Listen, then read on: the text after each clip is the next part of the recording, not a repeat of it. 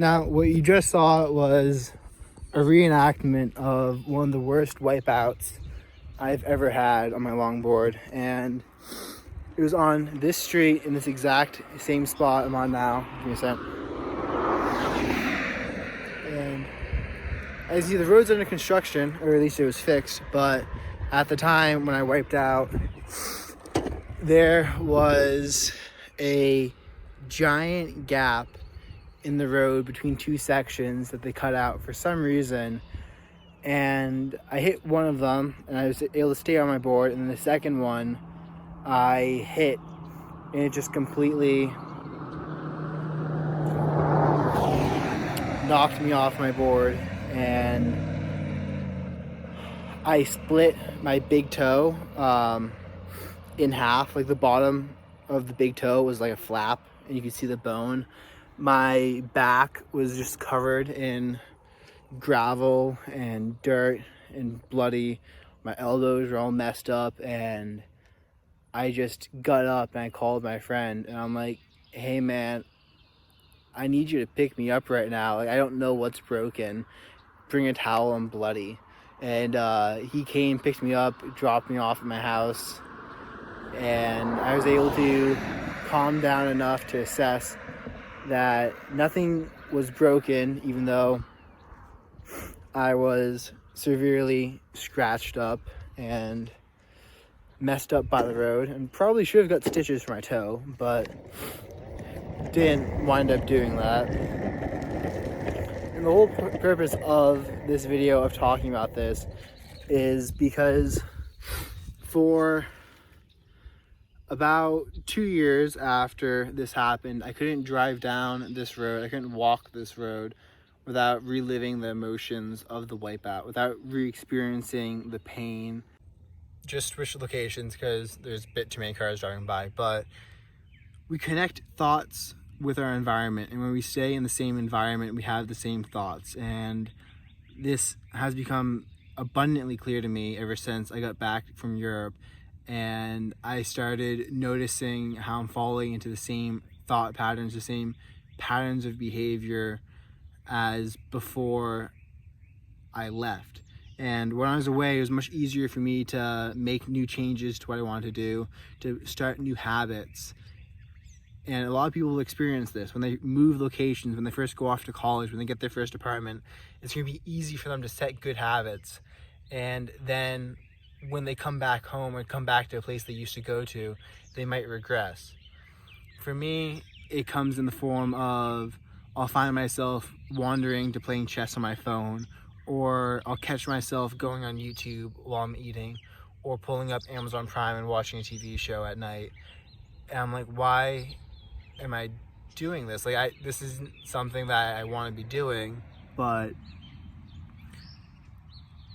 you kind of default to an unconscious state, and your nervous system takes over and just repeats actions that you've done many times. And I've watched many videos on YouTube, many videos on Amazon Prime.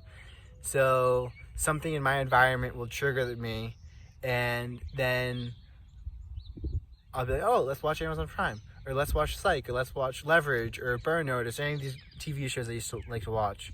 I mean, they're still great TV shows, but I'm trying to do other things with my life than watch them. I mean, there's a lot more things to do than just watch and rewatch the same TV shows. And it's more difficult when you stay in the same environment, because you then have to work through meditation, through awareness, and through mindfulness to become greater than your environment.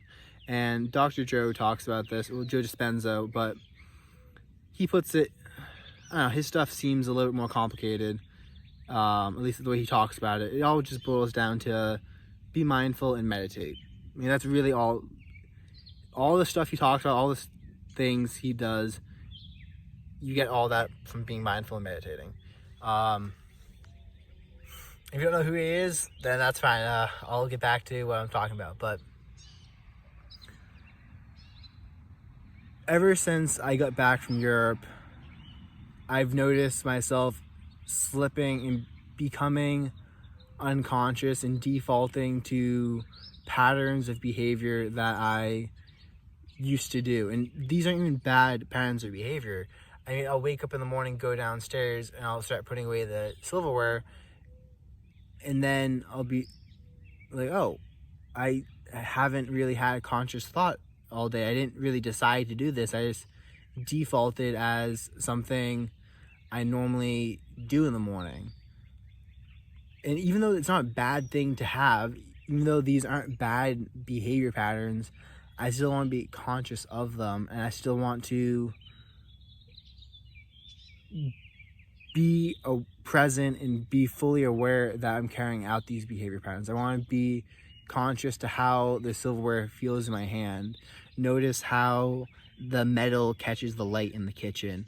Notice how the light is coming through the window, the cold of the tile on my feet. And I want to feel what it is to be alive in that moment. I want to go unconscious to it and just start carrying out a pattern of behavior. I want to feel what it feels like to be alive. And another great thing that I started doing to help with this is trying to feel the air on my skin while I'm walking. And you have to be very aware with this, but it also helps if the air is a little bit colder. But when you're walking, notice how you're moving it, the air flowing, and the difference in temperature. Because so often we forget that we're surrounded with air. We can't see it. We don't often feel it unless there's a breeze, but it's always there. We're breathing it in. And it's just an amazing way I found to bring my awareness into the moment, to bring myself into the moment, and to bring my mind into my body. So, hope you got something from this video. I feel like it's been a little bit scrambled, but if you've made it this far, like the video, subscribe, and check out some of my other stuff. Peace out.